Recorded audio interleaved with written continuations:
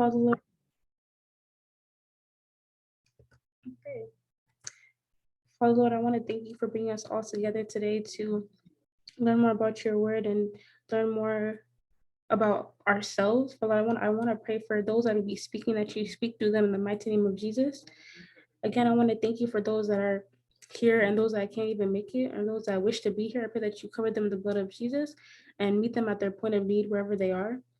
Lord, I pray that as this meeting continues on, that it goes smoothly and that we touch on every single point that is intended in the mighty name of Jesus. I pray. Amen.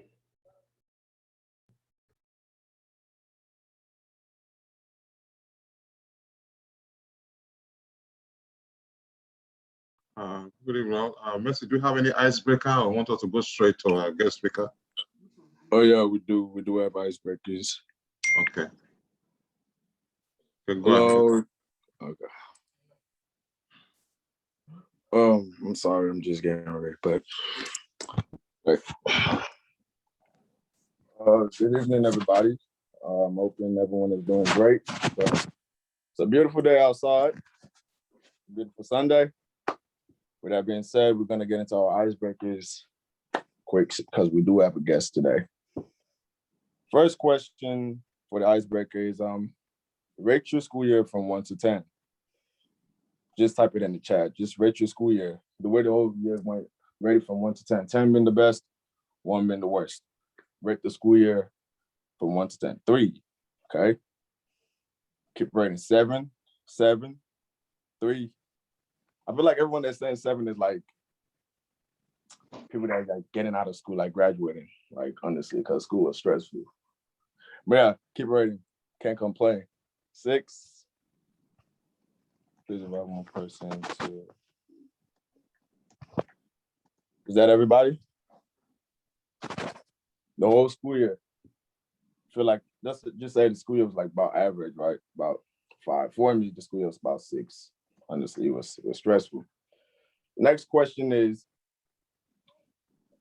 in what ways do you prioritize your mental well-being? Let me repeat that. In what ways do you prioritize your mental well-being? You can just put it in the chat, but if you want to say something, you can also like turn on your mic so we can hear you. In what ways do you prioritize your mental well-being? Yeah, Mercy put it in the chat for me. Appreciate it. I don't prioritize like I should. Okay. Do you feel like we neglect like mental awareness, mental well-being? If you want to say something, you can turn on your mic, or if you don't, you can also like type it in. Sleep in, taking a day off, work. Okay. And that's also leading to the second question. Do you think we neglect like mental awareness?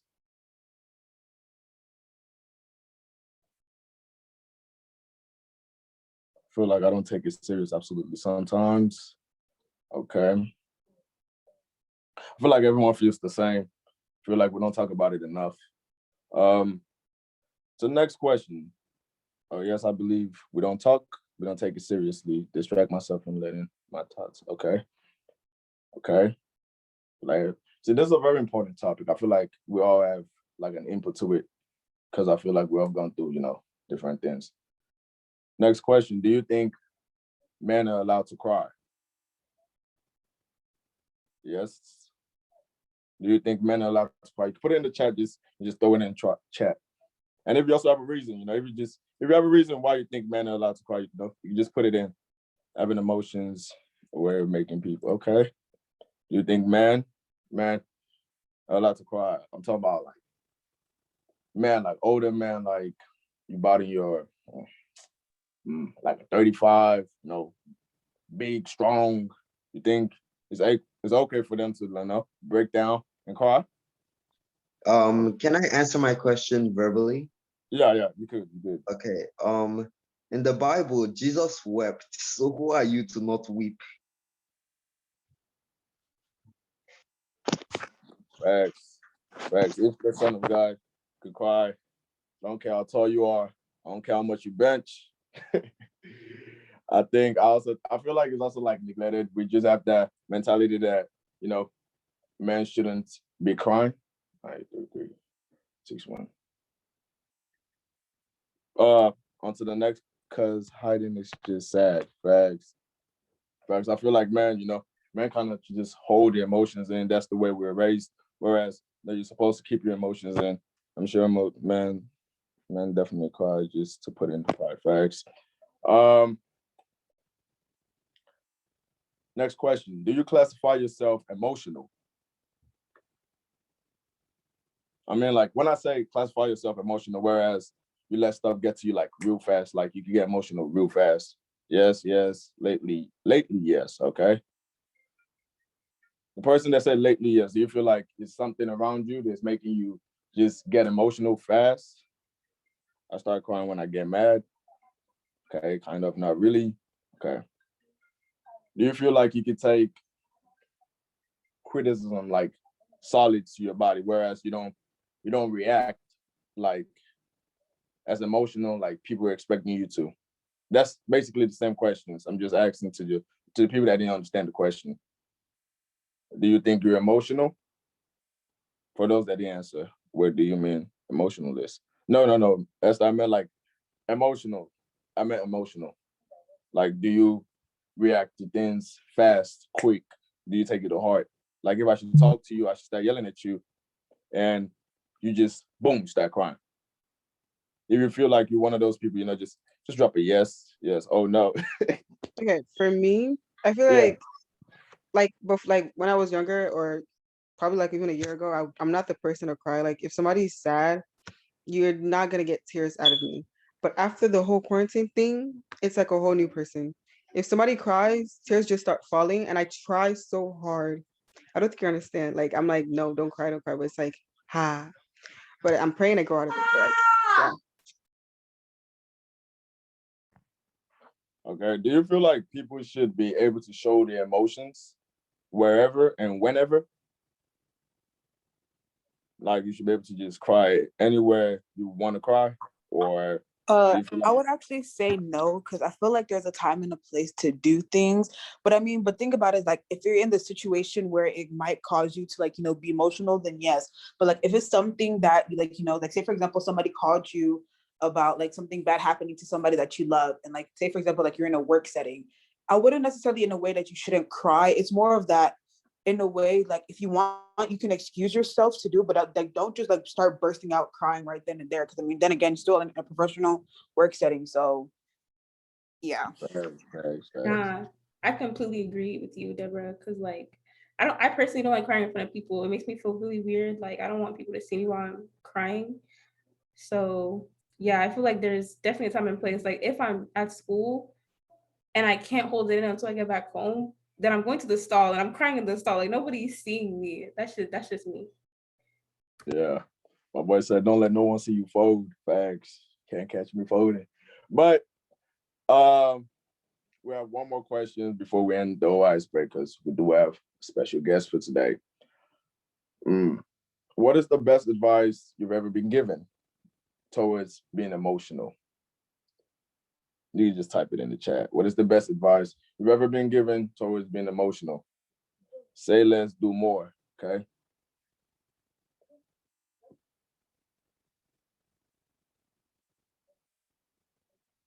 What is don't let your emotions get in your way. Trust God is in control. Okay. I'm trying to read what she said. Don't let your emotions get the best out of you. Everyone has emotions, whether they show it or not.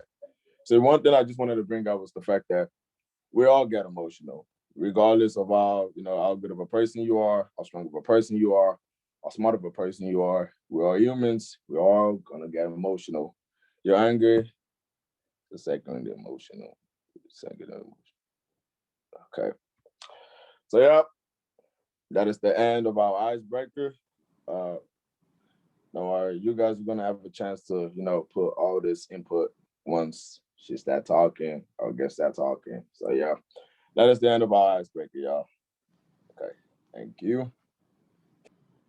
Okay, thank you, Kings. We all know that this month has been declared the Mental Health Awareness Month.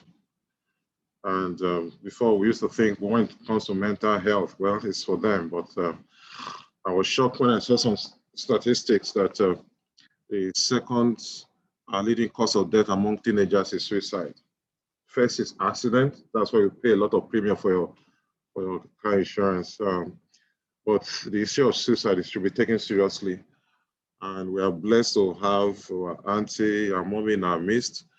She has been here before, and due to popular demand, the students said they want her again. So, okay, no problem. And she makes a lot of sacrifice to come here because she is very busy. But anytime she hears about us, okay, so come and talk to us. So I want us to say big thank you and join me to welcome our mommy and auntie, Dr.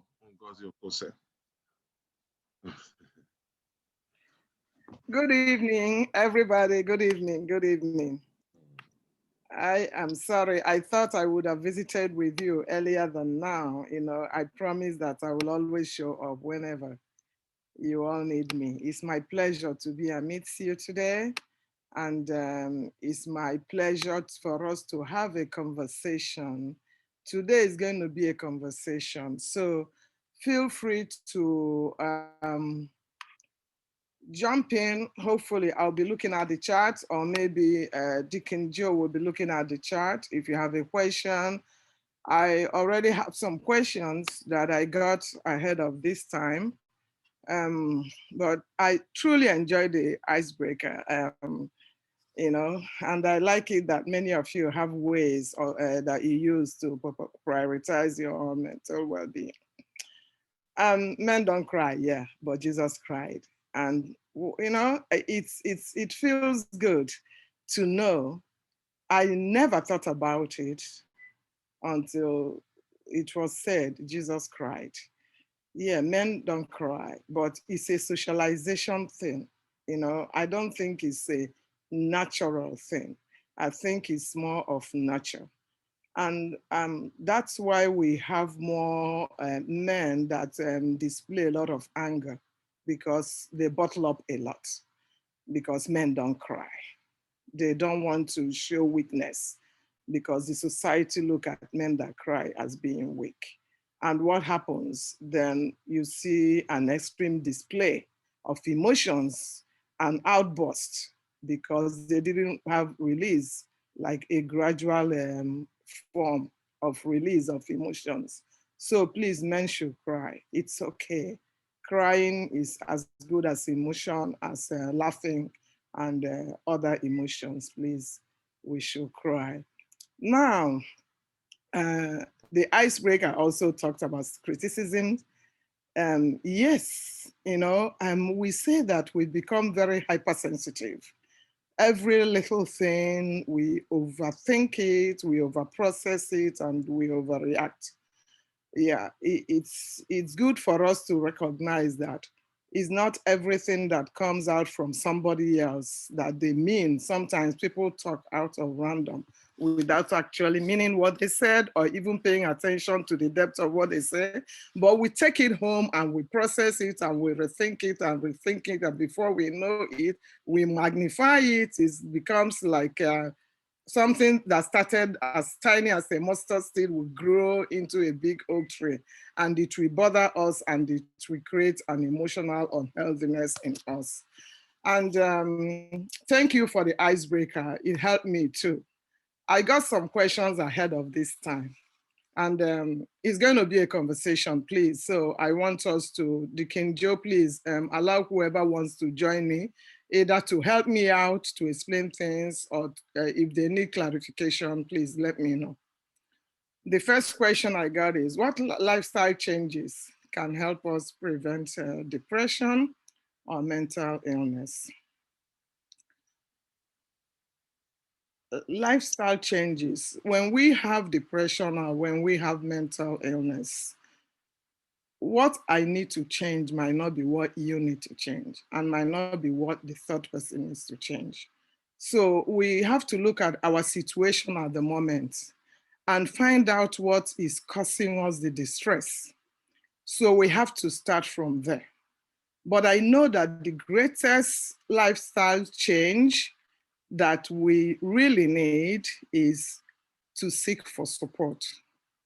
And by that support, I say start from home, talk. And I'll link it to one of the second one, which talked about stigma. It's up to us, it's up to me, it's up to you to help to destigmatize mental illness. And how do we do it? By talking about it, by not feeling ashamed to talk about it. That's the very first thing, because for you to have something as serious as the depression, even though many times when we are sad, we use the word that we are depressed, but it's not depression. Depression is a little deeper than just a random that we are sad.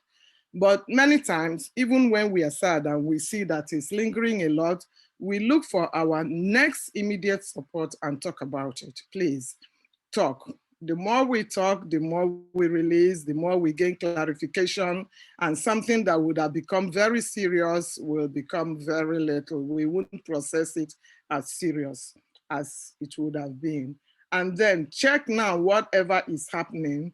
If it's school-related work, you're not doing well, because I know some people, when they start failing or they believe their performance is not as expected, not necessarily that they're failing, but the performance is not as expected, they start sinking deep. At that time, talk. You can actually talk to your parents and they will understand. It's not always that parents will yell at you and say, why are you doing that? You're not studying. Sometimes your parent can say, okay, do you know, is there anything you feel you can do more? Can you talk to your professor? Can you? And you find out, because sometimes, why do we feel so sad? Because we judge ourselves. We are very hard on ourselves. I say, let us not be as hard on ourselves. We take so much blame, we take so much guilt, we take so much shame, and all these impact us. So the change will start from our thoughts, because our thoughts affects our feelings, and feelings will now impact the way we act. Either we stop going to class, or we start drinking, or we start doing drugs, all those things. So please, the first step for me that I'll always advocate is talk about it. If your best friend is your greatest ear, talk about your guest, but make sure it's a trusted best friend. But at your age, I believe it's better to talk to a little bit older person. It could be an aunt, it could be your mom's best friend, it could be your godmother, it could be your best friend's senior sister, somebody that you're used to. Please, that is the main thing. And do not sit with your problems. You must get out of the room. That's one thing about depression. The person specifically said depression or any mental illness. Please try to drag yourself. Don't lay down on the bed. Try to drag yourself out, get out of the room, do something outside of just laying in bed, and talk. Try to interact with people. That helps a lot. Please do that. Okay? Engage, engage, engage. Now, the stigma, which is number 2 question, how do you handle the stigma of being a patient of mental illness? Now, I want us to make a clarification here. Bad mental health doesn't necessarily mean mental illness. Okay? By the time we are defining it as mental illness, it means that our insight has become poor, our judgment is poor, and many times we can't function. Okay? Sometimes when our mental health is not healthy, all the things we do might not be, our grace might drop from A to B.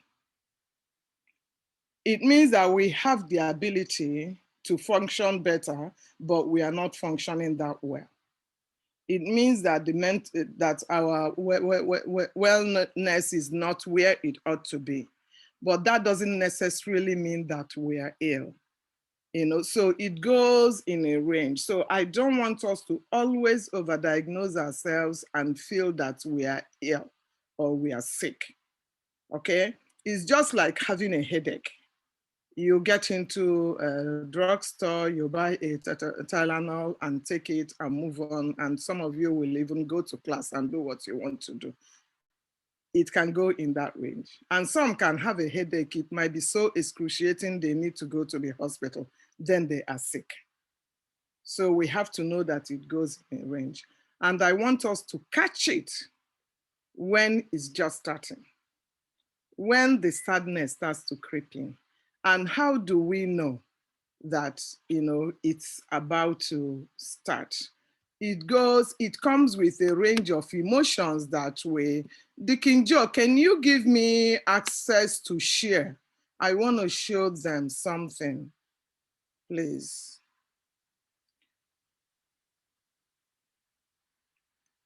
Sorry, Mercy, please give Auntie the hosting rights so as she can share.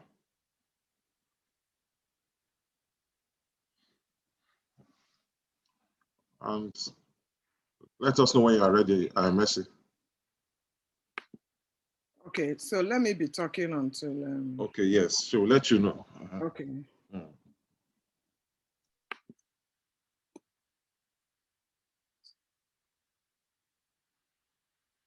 Okay, so I want us to, the whole essence of why we're here is to make sure that we prevent. I believe in preventive care, that we make sure we prevent the escalation of any mental health challenge that we may have.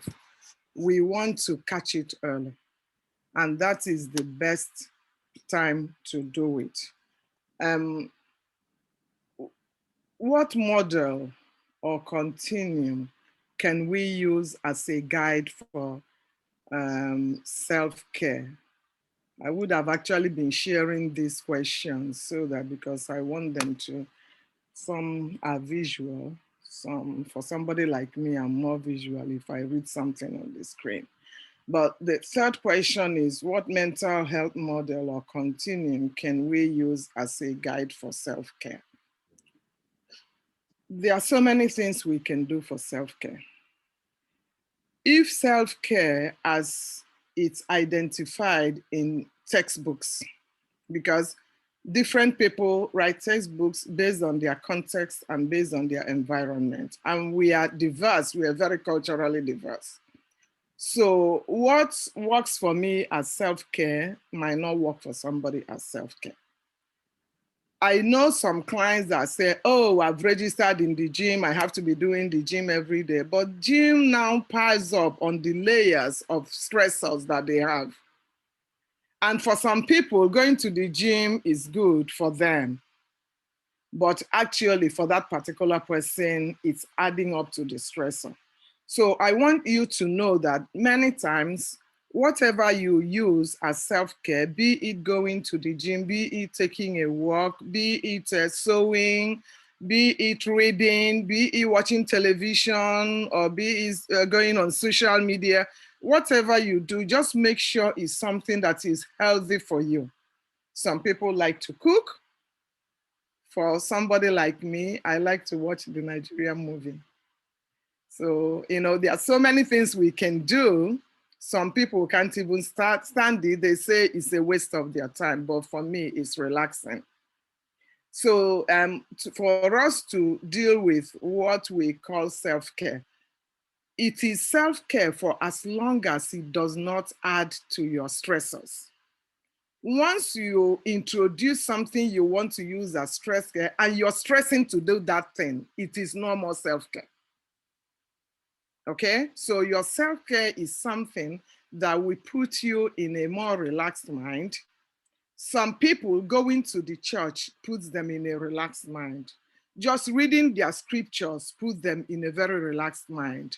Reading any fun book puts them in a relaxed mind. So you choose what works for you, and then please do that.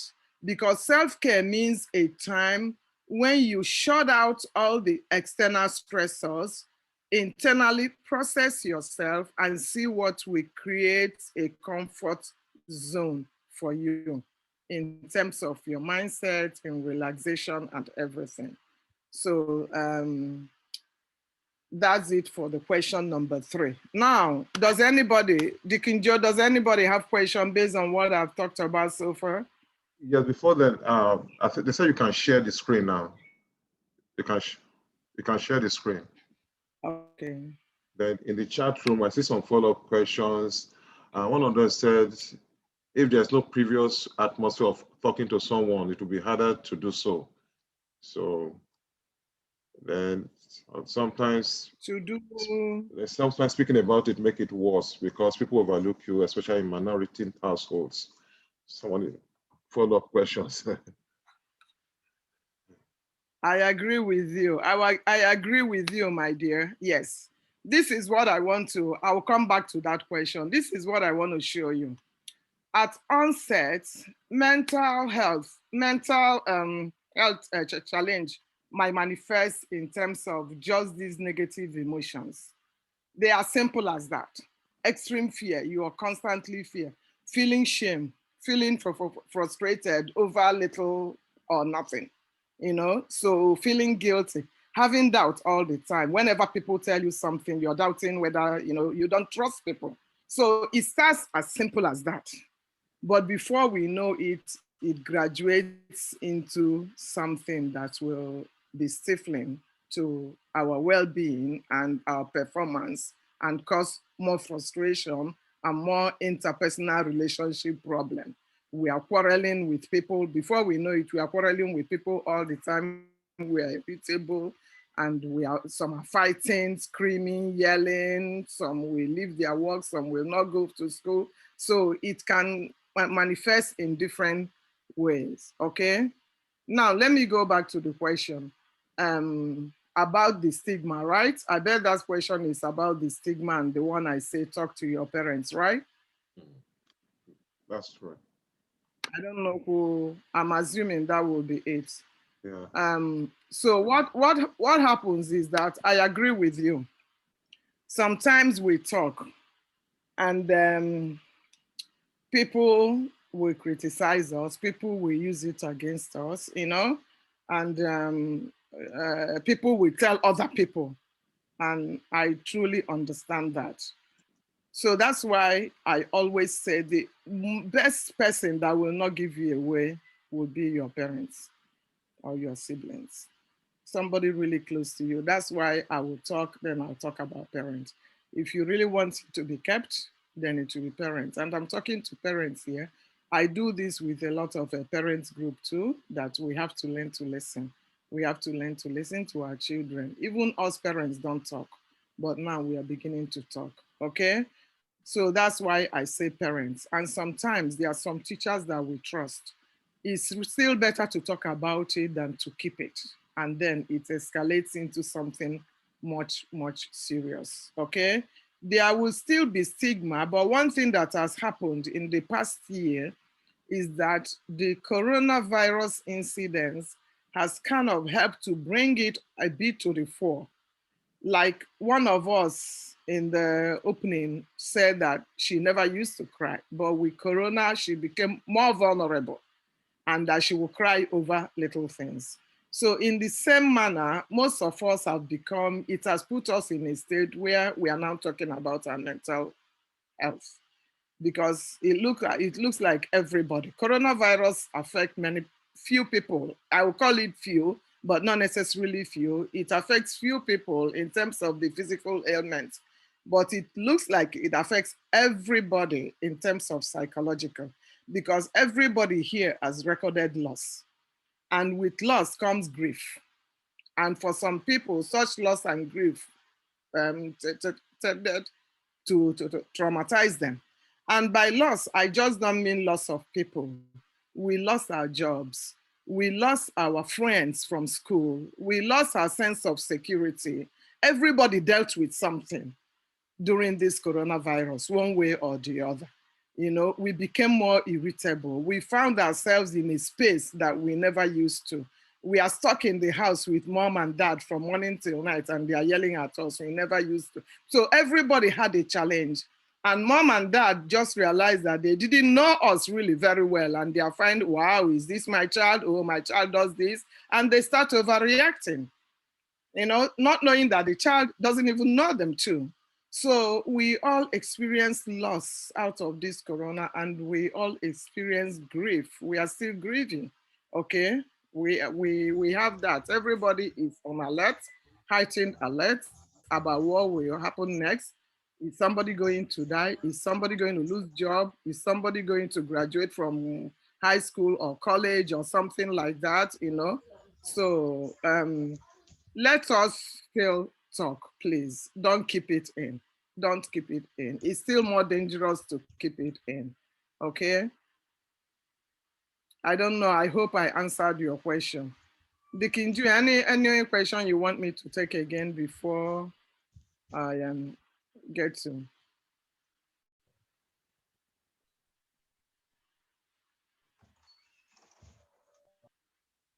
Yeah, I know people overlook you. Okay. What Okay. mental health model or curriculum can we use as guide of? Okay, I've talked about that. Okay, please make sure that whatever you're doing for self-care, you're not just doing it because your friend is doing it, because some of them can add up to the layer of distress that we experience. I'm going to share with you some ways of engaging in self-help care, okay? There's this thing that's called the self-care wheel by Olga Phoenix. Can you all see it? Not yet. Am I even sharing? Can you see it? Not yet. Oh, yeah. Oh, okay, sorry. Okay. Okay, so it's self-care wheel. You can Google it by Olga Phoenix, okay? In this wheel, there are so many things written out of ways of maintaining life balance, to care for yourself. It could be physical, it could be psychological, it could be emotional, it could be spiritual, personal, or professional well-being. So in this wheel, you will find different ways, but I always tell people to be innovative. This is just a guide, okay? Then you look at your environment and your lifestyle and see what you can use to nurture all these aspects of your well-being: physical, psychological, emotional, spiritual, personal, and professional, okay? The same Olga Phoenix, if you Google, you'll find her online, okay? She has another one, which is the resilience wheel. Okay, resilience is something that I talked about people being hypersensitive. When you're resilient, you're stronger, you feel stronger. When people throw things at you, you find out that you can deal with it better than somebody that will just melt and crumble. So we are not that hypersensitive anymore. You find that you can weather the storm because life is like a wave. So that storm will be coming our way until we die. Okay? And the resilience wheel by the same Olga Phoenix has a way to build resilience that you need to maintain good self-care. Okay, and it's the best part is to nurture your spirit, your mind, and your body in a healthy manner. Eat well, eat healthy. Okay, then your relationship, greatest relationship you can have is with yourself, then with your loved one, and with your community. I always tell people, if you're not nice to yourself, you can't be nice to people. But we find that many times we judge ourselves too much. And because of that, when we see people, we project, because that's the way we feel about ourselves. So because we are not nice to ourselves, we are also not many times capable of being nice to people. And what happens, we kind of overcompensate and try to do more, trying to cover up for the niceness that we don't show to ourselves. But what happens is that the other person actually notices it. And many times it looks like our efforts towards people is not appreciated. But the point is that we have to learn to love ourselves, have a good relationship with ourselves. And also you have to define what is your life purpose. Your life purpose will drive your health, your emotional health. So you look at your value. What's my value? What are my goals? What are my passion? Please do not set unattainable goals for yourself, because that sets us up for failure. And once, I wouldn't say it's failure, but once we don't attain that goal, we feel we are failing. So you feel we are failing, and we are not happy about it. So I tell all of us, including me, I tell myself that every day: reduce expectation. Whatever I have, reduce expectation. Expectation doesn't mean standard. Expectation is giving room that something might not go exactly the way. And if it doesn't, what do we do? What is the next thing that we can do? Will I be able to accept the next best? I should be able to give myself that room. That's the forgiveness I can give to myself. So resilience will is another way of trying to maintain, help us to nurture our self-care. Okay. Now, any question now, Deacon Joe? Because I'm Uh, sharing, I'm seeing you. okay, Yeah. yeah, sure. I will. This one said, how can parents contribute to the well-being of their children's mental health and vice versa? Yeah. Parents can contribute to their wellness, and they can also contribute to the challenges. And just before we started this conversation this evening, I was on the phone with one of her parents, and it was the child that called me. She called me not as a therapist, because this is somebody that I know as a friend. And because we kind of grew up, and the focus was on how we talk to our children. And when I engage, because you can make the same point without shaming. You can make the same point without putting guilt on the child. You can still achieve the same goal without doing all these things that will make a child feel less than. So that is the first step I want our parents to do, especially Nigerian parents. We shame, we put a lot of guilt on our children, we don't give them room to breathe, and we also have extreme high expectation for them. Why? Because we as parents want to prove something, and we feel that to prove that, we need to prove it through our children. Some of us are here feeling like we are not typical Blacks. You know, Nigerian children are not typical Black people. But we forget that our children go to school and interact with so many of these people. So if we are going to guide them, we can't be guiding them, because as we are pulling down some people, you also find out that the way our children interpret it is that we always judging. And they tell us, you're always criticizing, you are always judging. And once they have that in their mind, they also feel you are criticizing them and you're judging them. Because in their mind, what you do to the other person, you can do it to them. So the best way for us parents is to please mind our language. The way our parents talk to us will not be the way we talk to our children. It's not being sensitive. Some people say sensitive, but I say, what do we benefit by just saying wrong things or calling them names or telling them they're this, you know? What? We really don't gain anything. You don't have to throw it there and tell them don't react.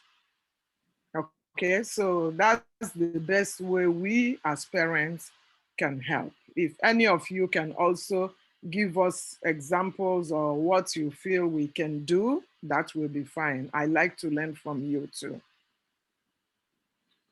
There's a question said that some parents will say, okay, well, this is who I am. I can't change. How do we deal with such parents?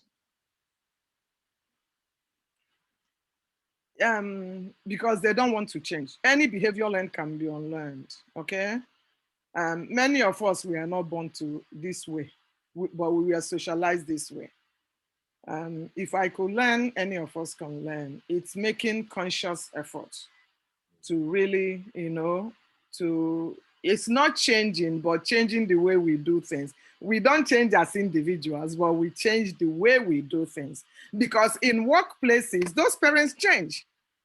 So it's a conscious effort they have to make. If they go to work and do things in a certain way, like if they talk to subordinates in a certain way and they call them out and say, we don't like the way, they change it. So if we could do that, we can do that with our children. So I think it will be a conscious effort on the part of the parents. So we parents, we have to be talking to each other too. I visited a parent who, in front of us adults, shamed the daughter, and said something like, "Your weight, look at you. You live with this girl in your house all the while. You never had time to tell her privately that she's big. It was when we gathered in your house, you are telling her, look at how fat you are." It was not necessary. It will not benefit me. I have nothing to do with it, other than that the parent is projecting. The parent probably is feeling like, I am not helping my daughter to control her weight out of guilt. Because I don't know why she should have done it. So there are certain things we can control. Okay, yeah. I know some of us parents are not, nobody comes to this world knowing how to be a parent. And there's actually no way, because every parenting book out there doesn't have your mind, doesn't have your mom in mind, so might not meet our need. So you guys, please excuse us, pardon us sometimes when we don't do things exactly.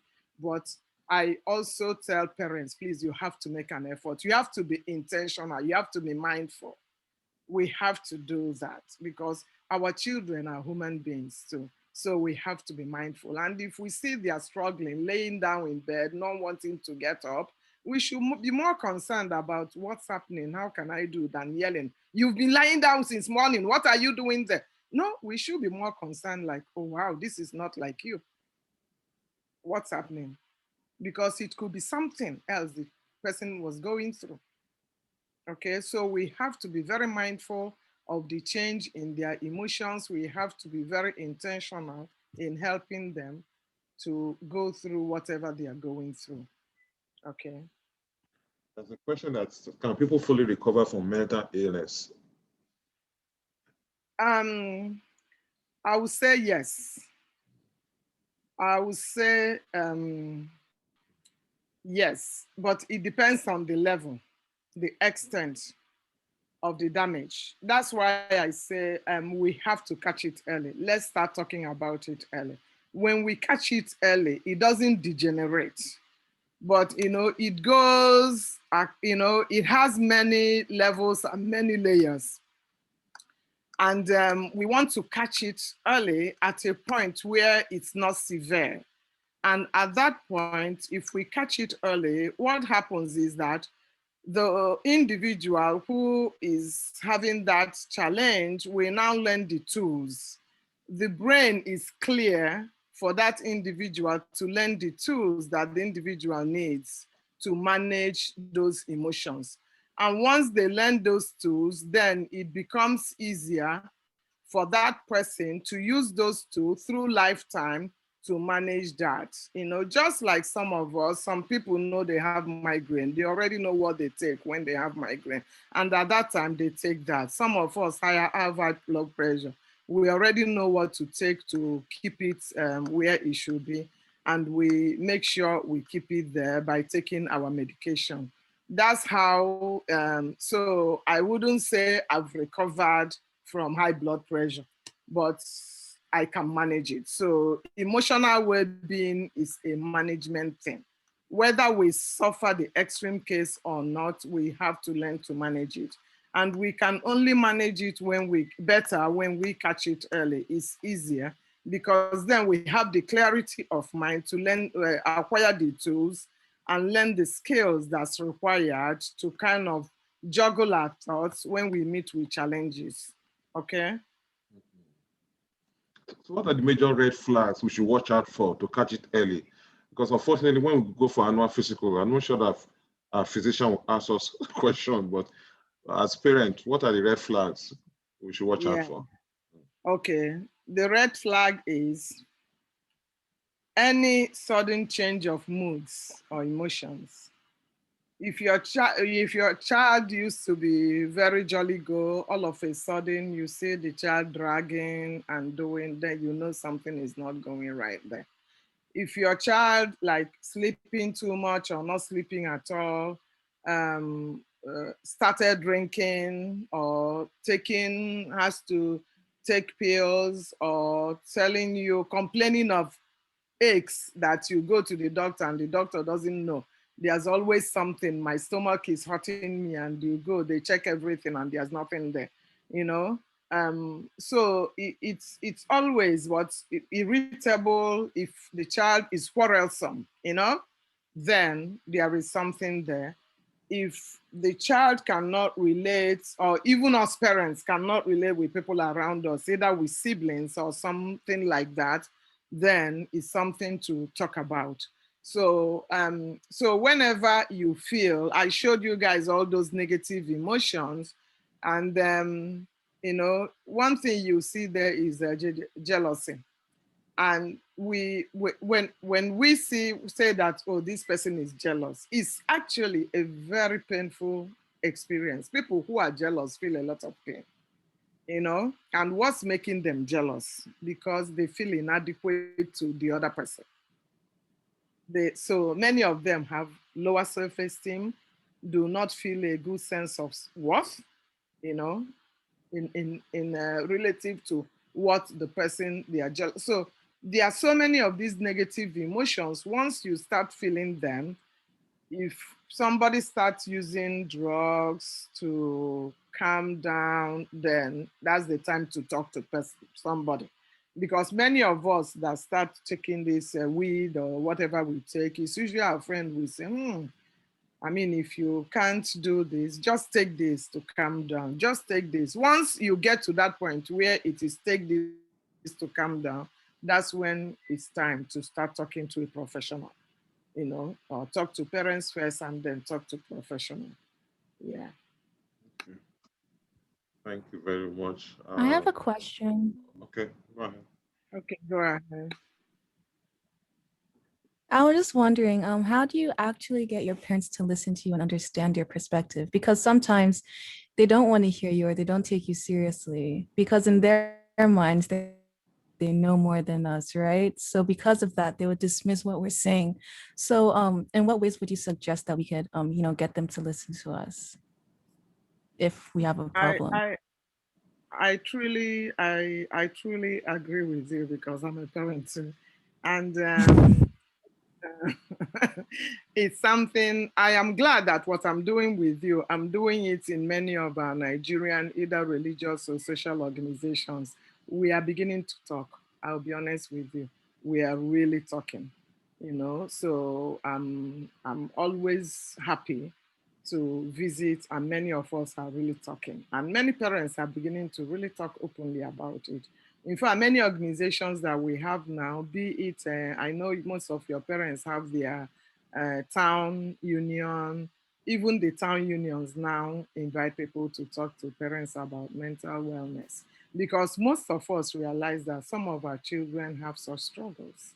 And we can't just be sweeping them under the rug anymore, because sometimes when they were, because in before, all we are focusing is on their grades, academic, but we find out that our children will succeed academically, but personally we don't see the child that we want. Some parents will say their child will just leave and disappear, and they don't see them, they don't visit them, they don't ask after them, they don't, so we are beginning to get some of these responses, which is not what we want. The way we grew up, we want to continuously be together as family, no matter what. So many of us parents who have older children, who are married, who are grown, are beginning to talk to us and talk to many of us that are younger, whose children are still younger. Look, this is what we're experiencing. Please be more mindful. Don't behave the way we do. So we are actually discussing it more, okay? So, and when it is you telling them, it also depends on the approach.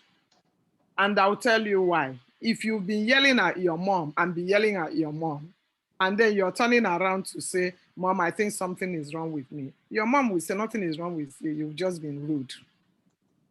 So, it also depends on the interaction that's been going on in the house over time. But we are letting the parents also recognize that that yelling at the mom or talking back at the mom could also be the onset of an emotional struggle that the child has been going through, because you children are thrown into the society that we were not thrown into. You go to school, so much happened that we did not experience. You experienced bullying, we did not. You experienced so much in school that we did not. So we may not quite understand that, but we can learn that from you. And I tell parents, please engage with your children, listen to them. Your conversation must not always be grade falling and then it has to come up. Let the conversation also be, how adjusted are you in the school? Do you have friends? Do you have this? We need to be talking about them. Okay, so we are talking to the parents. I'm engaging with parents in different organizations, not just me, so many. We have Nigerian mental health professionals in the USA. We are also trying to do that. We are driving that enlightenment program because parents have their challenges. I'm sure you've heard about parents who kill each other and things like that. So parents themselves are already having their own personal challenges. So let's not always think that our parents are okay. We are the ones hurting. That parent that is yelling at you might actually be struggling emotionally herself. And she might actually be needing help herself. As I was so pleased when one of our children called me and said, I think my mom might need help. Can you reach out to her? And I did. And actually, she confessed that she needed help. And part of the things that came out of that is all this screaming at children. And she said she's been doing that, but it was her. When she gets very frustrated, she needed help herself. She will have it out on the children. So sometimes let's also recognize that it's not only children that are struggling emotionally, that we parents also struggle. Okay? I want us to also have that in mind. Okay. I think that question covers, there's this one in sense, how accessible are resources for mental health in the community? So I think with all the outreach are trying to start, maybe that will answer that question. Yes, somebody was bold enough to ask if you could share your screen with us or leave it with us. Somebody said it. I'm just picking some information that is kind of related to what we are talking about. I'm screening through. If you notice, I'm not kind of because not everything. What exactly do you want? Because actually, as you're talking about resources, I thought this particular slide, because I have a slide where I have all the resources that we can, there's actually a site for Black girls. If you want like therapies for Black girls, there's one, I'm sorry, I don't know they have for Black boys, but Black teenagers. Since we were talking, I thought it's in this slide, but it's something that I can also find out. And share later. Either I'll send to Deacon Joe to share with you guys, okay? But the first resource many times is your primary care for children, the pediatricians and primary care doctors, they always have somebody they will refer to you. The schools also have people they refer you to. And so sometimes the schools have resources. For some of you, if you have insurance, your insurance companies also will be able to. There are some resources like Psychology Today. If you Google there, you can pick, once you put some keywords, people, and your zip code or something. Now we do mental health. So you can zip code. If it's not relevant, you just put keywords of what you need, and all the people that are qualified will show up. That site is called Psychology Today. There's one called The Good Therapy. You can also pull many therapies off of that. So Okay. So you talk about telepsych mental care. So we can do like virtual yeah, discussion. virtual. Yeah, Oh, okay. virtual. Yeah, because well, it was in existence before, but during COVID, it now people now use it more. Most of the work we do now is through telemental health. So we can talk to my clients all over the world right now. So we Okay. um, I want to I'm say, trying. Sorry. okay, yes, I know we have some question, but I'm looking at the time. Anytime we have you around, it's like, I'm tempted to think like Joshua. Joshua was fighting for time. He was enjoying the war and winning. And when he came to Joshua chapter 10, verse 12, God gave him the power. They said he made the sun to stand still over Gibeon and the moon over the valley of Ajalon. If God gives us that power, and I will have done it. So the sun, the time will stand still, so we can keep asking our questions. But and God will not allow us. God will cause chaos. That will border on jealousy. Some people want to go to work tomorrow. So I want to say big thank you, at least for Yes, coming to. I'm going to put in the site right now the resources for Okay. mental health. Okay. Okay. We Yeah, can even I'm give you going to time. put it in the chat. We can give you time to edit. Sorry. Maybe later on, it's based on the question we asked today. If there are some slides that I feel pertaining to the questions we asked today, so that you can send it to us later on. So that I think Okay. whoever Okay. asked the question wants to keep it for records, and the one that can also uh, get our parents in discussion, because, like you said, sometimes we just think it's all just the children, but we parents we also need to know that we also need help sometimes. So I will give you time so you can send the slide to us so that we can Okay. share. I've put in the chat right now some of the Okay. yeah, I've Okay. put them Wow. right. Yeah. Okay. So I Thank you put very some much. of the resources, yeah. Mm. And when you click, the last three actually are online apps Mm. that offer therapy, okay? Online apps. Better Help, unfortunately, is very good, but it's just cash paying only. But Talkspace and Lifestance, they take insurance. But those are apps. Then those are the last three. But the ones on top are if you just want to connect with a therapist by yourself and just engage with that therapist, then you can go through the ones that at the beginning. Okay. So Mhm. once again, I want to say big thank you. And on behalf of the pastor, we are very proud of you and we are blessed to have you around. Thank you for coming. God It's protect always you. my pleasure. Bless your family. And please, anytime we call on you, I know, uh, please don't forget us. You have been very helpful. Yeah, well, So, you guys have been also very helpful to me. okay. Yeah, Um, because I love them. Mhm. thank you. Mercy, any announcements for today?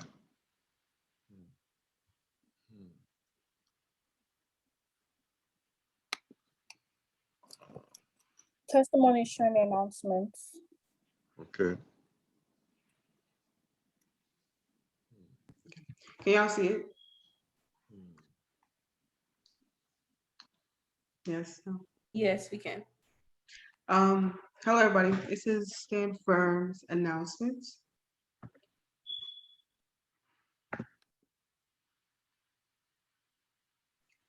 Focus on eternity, not the world or today's society. That's an important thing to remember. These are our executives. We have Mercy, Teme, Fermi, Esther, King, and me. And if you have any questions or being added into the group or anything in general, you can just ask any one of us.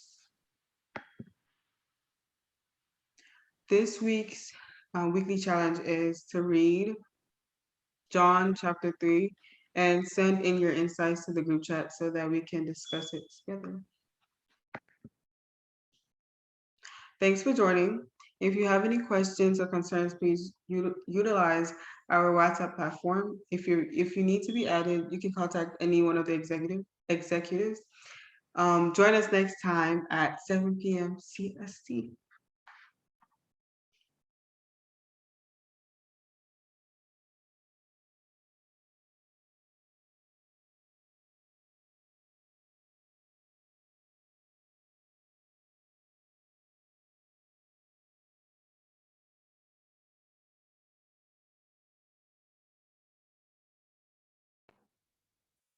Is a youth teacher going to be closing us out in prayer? Who is that?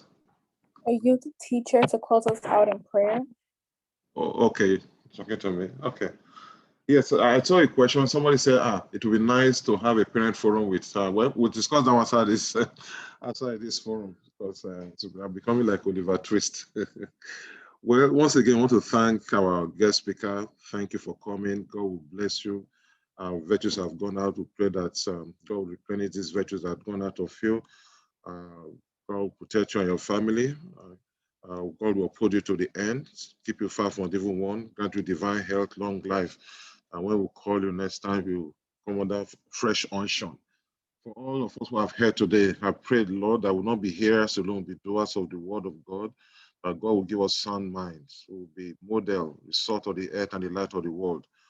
And above all, that God will give us the grace and the mercy that we'll be able to spend eternal life with Him in heaven. In Jesus' name we pray.